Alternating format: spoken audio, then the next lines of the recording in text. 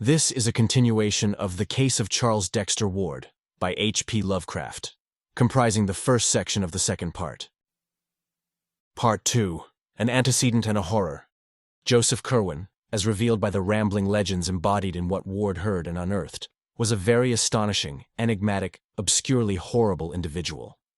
He had fled from Salem to Providence, that universal haven of the odd, the free, and the dissenting, at the beginning of the great witchcraft panic, being in fear of accusation because of his solitary ways and queer chemical or alchemical experiments.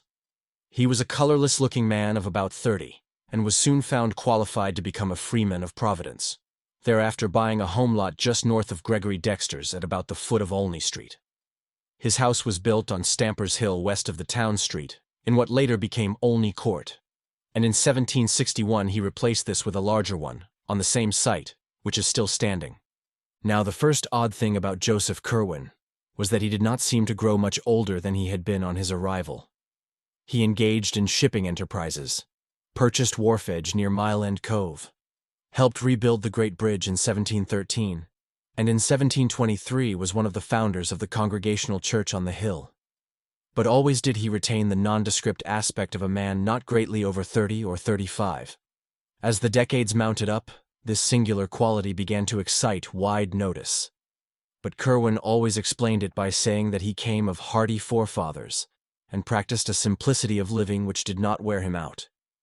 How such simplicity could be reconciled with the inexplicable comings and goings of the secretive merchant, and with the queer gleamings of his windows at all hours of night, was not very clear to the townsfolk, and they were prone to assign other reasons for his continued youth and longevity.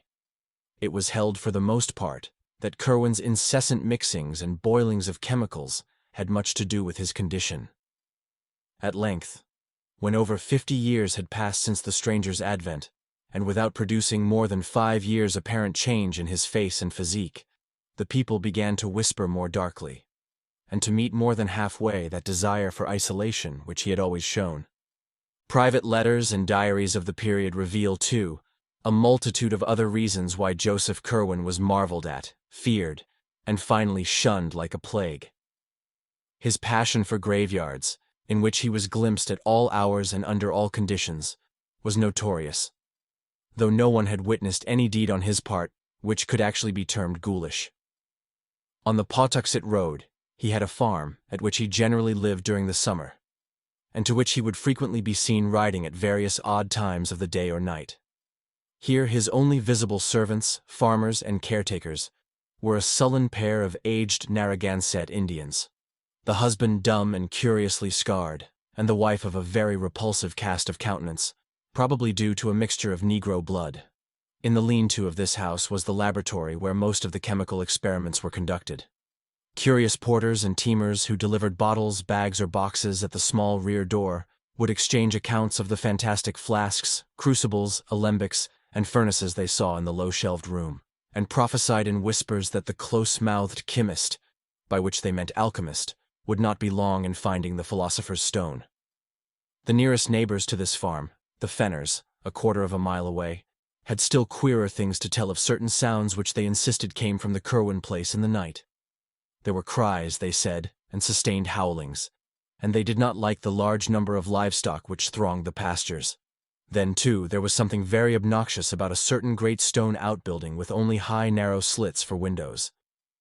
Great Bridge idlers likewise had much to say of Curwen's townhouse in Olney Court. Not so much the fine new one built in 1761, when the man must have been nearly a century old, but the first low gambrel-roofed one with the windowless attic and shingled sides, whose timbers he took the peculiar precaution of burning after its demolition. Here there was less mystery, it is true, but the hours at which lights were seen, the secretiveness of the 2 swarthy foreigners who comprised the only manservants, the hideous indistinct mumbling of the incredibly aged French housekeeper, the large amounts of food seen to enter a door within which only 4 persons lived, and the quality of certain voices often heard in muffled conversation at highly unseasonable times, all combined with what was known of the Pawtuxet farm to give the place a bad name. In choicer circles, too, the Curwen home was by no means undiscussed, for as the newcomer had gradually worked into the church and trading life of the town, he had naturally made acquaintances of the better sort, whose company and conversation he was well fitted by education to enjoy. His birth was known to be good, since the Curwens or Carwins of Salem needed no introduction in New England. It developed that Joseph Curwen had traveled much in very early life, living for a time in England and making at least 2 voyages to the Orient, and his speech, when he deigned to use it, was that of a learned and cultivated Englishman. There seemed to lurk in his bearing some cryptic, sardonic arrogance, as if he had come to find all human beings dull through having moved among stranger and more potent entities. In 1746, Mr. John Merritt, an elderly English gentleman of literary and scientific leanings, came from Newport to the town which was so rapidly overtaking it in standing, and built a fine country seat on the Neck in what is now the heart of the best residence section, where he lived in considerable style and comfort. Hearing of Curwen as the owner of the best library in Providence, Mr. Merritt early paid him a call, and was more cordially received than most other callers at the house had been. Curwen suggested a visit to the farmhouse and laboratory, whither he had never invited anyone before, and the two drove out at once in Mr. Merritt's coach. Mr. Merritt maintained that the titles of the books in the special library of thaumaturgical, alchemical, and theological subjects which Curwen kept in a front room were alone sufficient to inspire him with a lasting loathing.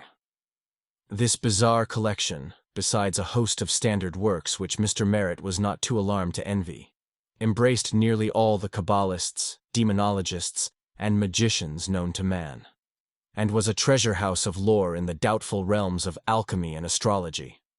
Hermes Trismegistus in Mesnard's edition, the Turba Philosophorum, Geber's Liber Investigationis, and Artephaus' Key of Wisdom, all were there, with the Kabbalistic Zohar, Peter Jammy's set of Albertus Magnus, Raymond Lully's Ars Magna et Ultima in Zetzner's edition, Roger Bacon's Thesaurus Chemicus, Flood's Clavis Alchemiae, and Trithemius's De Lapide Philosophico crowding them close.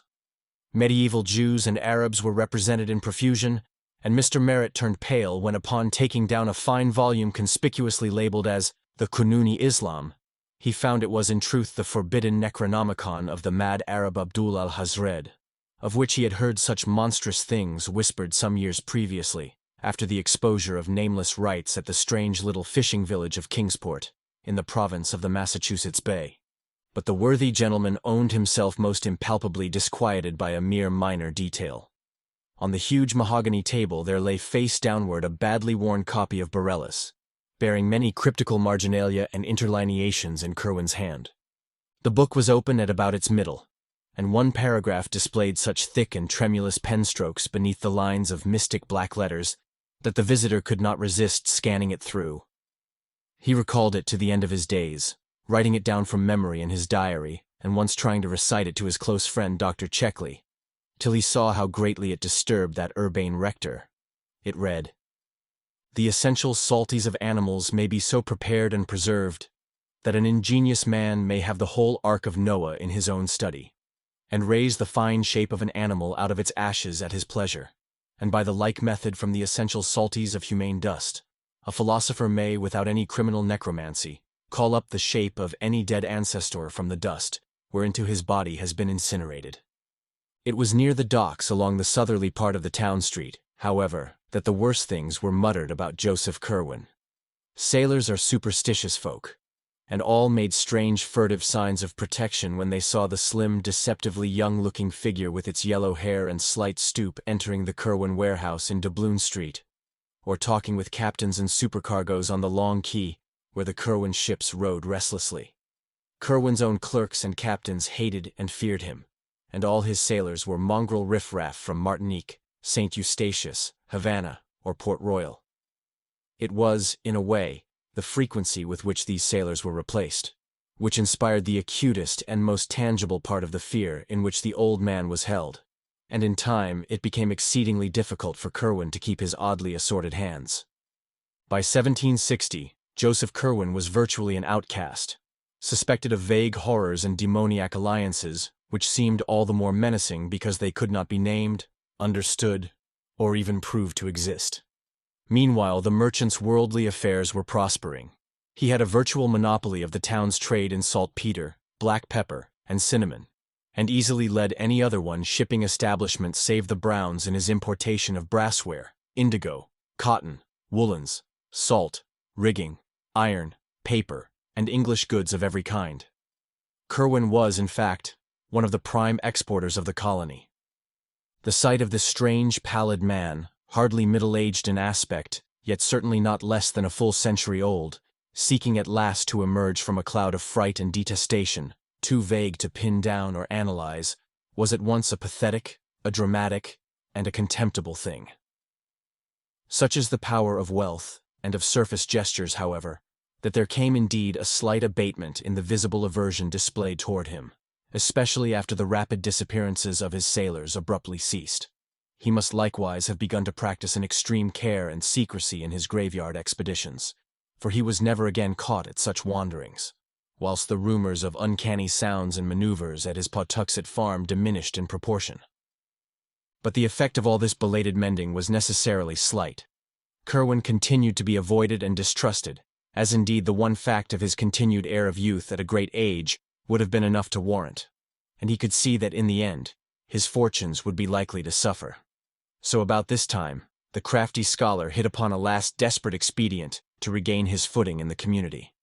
Hitherto a complete hermit, he now determined to contract an advantageous marriage, securing as a bride some lady whose unquestioned position would make all ostracism of his home impossible. It may be that he also had deeper reasons for wishing an alliance, reasons so far outside the known cosmic sphere that only papers found a century and a half after his death caused anyone to suspect them. But of this nothing certain can ever be learned. Naturally, he was aware of the horror and indignation with which any ordinary courtship of his would be received, hence looked about for some likely candidate upon whose parents he might exert a suitable pressure. Such candidates, he found, were not at all easy to discover, since he had very particular requirements in the way of beauty, accomplishments, and social security. At length his survey narrowed down to the household of one of his best and oldest ship captains, a widower of high birth and unblemished standing, named Duty Tillinghast, whose only daughter Eliza seemed dowered with every conceivable advantage, save prospects, as an heiress. Captain Tillinghast was completely under the domination of Curwen, and consented, after a terrible interview in his cupolaed house on Powers Lane Hill, to sanction the blasphemous alliance. Eliza Tillinghast was at that time 18 years of age, and had been reared as gently as the reduced circumstances of her father permitted. Her arguments with her father concerning the proposed Curwen marriage must have been painful indeed, but of these we have no record. Certain it is that her engagement to young Ezra Whedon, second mate of the Crawford Packet Enterprise, was dutifully broken off, and that her union with Joseph Curwen took place on the 7th of March, 1763, in the Baptist Church, in the presence of one of the most distinguished assemblages which the town could boast, the ceremony being performed by the youngest Samuel Winson. The Gazette mentioned the event very briefly, and in most surviving copies, the item in question seems to be cut or torn out. Ward found a single intact copy after much search in the archives of a private collector of note, observing with amusement the meaningless urbanity of the language. Monday evening last, Mr. Joseph Curwen of this town, merchant, was married to Miss Eliza Tillinghast, daughter of Captain Duty Tillinghast, a young lady who has real merit, added to a beautiful person, to grace the connubial state and perpetuate its felicity. The social influence of the Tillinghasts, however, was not to be denied, and once more Joseph Curwen found his house frequented by persons whom he could never otherwise have induced to cross his threshold. His acceptance was by no means complete, and his bride was socially the sufferer through her forced venture. But at all events the wall of utter ostracism was somewhat worn down. In his treatment of his wife, the strange bridegroom astonished both her and the community by displaying an extreme graciousness and consideration. The new house in Olney Court was now wholly free from disturbing manifestations, and although Curwen was much absent at the Pawtuxet farm, which his wife never visited, he seemed more like a normal citizen than at any other time in his long years of residence. Only one person remained in open enmity with him, this being the youthful ship's officer whose engagement to Eliza Tillinghast had been so abruptly broken. Ezra Whedon had frankly vowed vengeance, and though of a quiet and originally mild disposition, was now gaining a hate-bred, dogged purpose, which boded no good to the usurping husband. On the 7th of May, 1765, Curwen's only child, Anne, was born, and was christened by the Reverend John Graves of King's Church, of which both husband and wife had become communicants shortly after their marriage, in order to compromise between their respective Congregational and Baptist affiliations. The record of this birth, as well as that of the marriage 2 years before, was stricken from most copies of the church and town annals where it ought to appear, and Charles Ward located both with the greatest difficulty after his discovery of the widow's change of name had apprised him of his own relationship, and engendered the feverish interest which culminated in his madness. The birth entry, indeed, was found very curiously through correspondence with the heirs of the loyalist Dr. Graves, who had taken with him a duplicate set of records when he left his pastorate at the outbreak of the Revolution. Ward had tried this source because he knew that his great-great-grandmother, Anne Tillinghast Potter, had been an Episcopalian. Shortly after the birth of his daughter, an event he seemed to welcome with a fervor greatly out of keeping with his usual coldness, Curwen resolved to sit for a portrait. This he had painted by a very gifted Scotsman named Cosmo Alexander, then a resident of Newport, and since famous as the early teacher of Gilbert Stuart. The likeness was said to have been executed on a wall panel of the library of the house in Olney Court, but neither of the 2 old diaries mentioning it gave any hint of its ultimate disposition. In 1766 came the final change in Joseph Curwen. It was very sudden and gained wide notice amongst the curious townsfolk, for the air of suspense and expectancy dropped like an old cloak, giving instant place to an ill-concealed exaltation of perfect triumph. It was after this transition, which appears to have come early in July, that the sinister scholar began to astonish people by his possession of information which only their long-dead ancestors would seem to be able to impart. But Curwen's feverish secret activities by no means ceased with this change. On the contrary, they tended rather to increase, so that more and more of his shipping business was handled by the captains whom he now bound to him by ties of fear as potent as those of bankruptcy had been. He altogether abandoned the slave trade, alleging that its profits were constantly decreasing. Every possible moment was spent at the Pawtuxet farm, though there were rumors now and then of his presence in places which, though not actually near graveyards, were yet so situated in relation to graveyards that thoughtful people wondered just how thorough the old merchant's change of habits really was. Ezra Whedon, though his periods of espionage were necessarily brief and intermittent on account of his sea voyaging, had a vindictive persistence which the bulk of the practical townsfolk and farmers lacked, and subjected Curwen's affairs to a scrutiny such as they had never had before. Smuggling and evasion were the rule in Narragansett Bay, and nocturnal landings of illicit cargoes were continuous commonplaces. But Whedon, night after night, following the lighters or small sloops which he saw steal off from the Curwen warehouses at the town street docks, soon felt assured that it was not merely His Majesty's armed ships which the sinister skulker was anxious to avoid. The lighters were wont to put out from the black silent docks, and they would go down the bay some distance, perhaps as far as Namquit Point, where they would meet and receive cargo from strange ships of considerable size and widely varied appearance.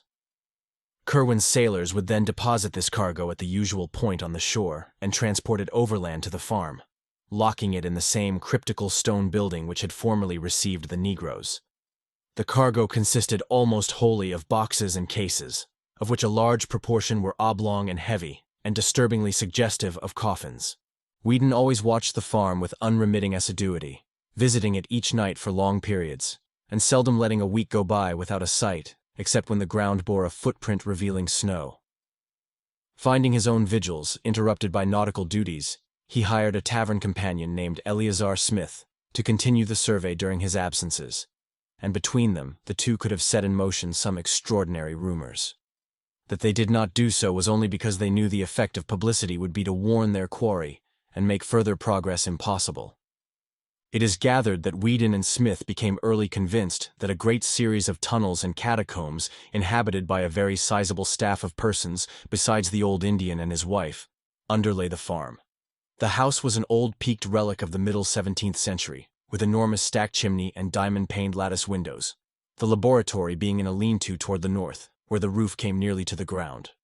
This building stood clear of any other, yet judging by the different voices heard at odd times within, it must have been accessible through secret passages beneath. These voices ran the gamut betwixt dronings of dull acquiescence and explosions of frantic pain or fury, rumblings of conversation and whines of entreaty, pantings of eagerness and shouts of protest. They appeared to be in different languages, all known to Curwen, whose rasping accents were frequently distinguishable in reply, reproof, or threatening. Whedon had many verbatim reports of overheard scraps in his notebook, for English, French, and Spanish, which he knew were frequently used. But of these, nothing has survived. He did, however, say that besides a few ghoulish dialogues in which the past affairs of Providence families were concerned, most of the questions and answers he could understand were historical or scientific, occasionally pertaining to very remote places and ages. Once, for example, an alternately raging and sullen figure was questioned in French about the Black Prince's massacre at Limoges in 1370, as if there were some hidden reason which he ought to know. Curwen asked the prisoner, if prisoner it were, whether the order to slay was given because of the sign of the goat found on the altar in the ancient Roman crypt beneath the cathedral, or whether the dark man of the Haute Vienne coven had spoken the 3 words. Failing to obtain replies, the inquisitor had seemingly resorted to extreme means, for there was a terrific shriek followed by silence and muttering and a bumping sound. None of these colloquies was ever ocularly witnessed, since the windows were always heavily draped. Later, no more conversations were ever heard in the house, and Whedon and Smith concluded that Curwen had transferred his field of action to regions below. That such regions in truth existed seemed amply clear from many things. Faint cries and groans unmistakably came up now and then from what appeared to be the solid earth in places far from any structure, whilst hidden in the bushes along the riverbank in the rear, where the high ground sloped steeply down to the valley of the Pawtuxet, there was found an arched oaken door in a frame of heavy masonry, which was obviously an entrance to caverns within the hill. It was in January 1770, whilst Whedon and Smith were still debating vainly on what, if anything, to think or do about the whole bewildering business, that the incident of the Fortaleza occurred. Exasperated by the burning of the revenue sloop Liberty at Newport during the previous summer, the customs fleet under Admiral Wallace had adopted an increased vigilance concerning strange vessels, and on this occasion, His Majesty's armed schooner Signet, under Captain Charles Lesch, captured after a short pursuit one early morning the scow Fortaleza of Barcelona, Spain, under Captain Manuel Arruda, bound according to its log from Grand Cairo, Egypt, to Providence. When searched for contraband material, this ship revealed the astonishing fact that its cargo consisted exclusively of Egyptian mummies, consigned to sailor ABC, who would come to remove his goods in a lighter just off Namquit Point, and whose identity Captain Arruda felt himself in honor bound not to reveal. The Vice-Admiralty Court at Newport, at a loss what to do in view of the non-contraband nature of the cargo on the one hand, and of the unlawful secrecy of the entry on the other hand, compromised on Collector Robinson's recommendation by freeing the ship but forbidding it a port in Rhode Island waters. There were later rumors of its having been seen in Boston Harbor, though it never openly entered the port of Boston. This extraordinary incident did not fail of wide remark in Providence, and there were not many who doubted the existence of some connection between the cargo of mummies and the sinister Joseph Curwen. It did not take much imagination to link him with a freakish importation which could not conceivably have been destined for anyone else in the town. Whedon and Smith, of course, felt no doubt whatsoever of the significance of the thing, and indulged in the wildest theories concerning Curwen and his monstrous labors. The following spring, like that of the year before, had heavy rains, and the watchers kept careful track of the riverbank behind the Curwen farm. Large sections were washed away, and a certain number of bones discovered, but no glimpse was afforded of any actual subterranean chambers or burrows. Something was rumored, however, at the village of Pawtuxet, about a mile below, where the river flows in falls over a rocky terrace to join the placid landlocked cove. The fisherfolk about the bridge did not like the wild way that one of the things stared as it shot down to the still water below, or the way that another half cried out, although its condition had greatly departed from that of objects which normally cry out. That rumor sent Smith, for Whedon was just then at sea, in haste to the riverbank behind the farm, where surely enough there remained the evidences of an extensive cave-in. Smith went to the extent of some experimental digging, but was deterred by lack of success, or perhaps by fear of possible success. It is interesting to speculate on what the persistent and revengeful Whedon would have done had he been ashore at the time. This concludes the second part of 9 total of The Case of Charles Dexter Ward, by H.P. Lovecraft, produced by Best Audiobooks for free.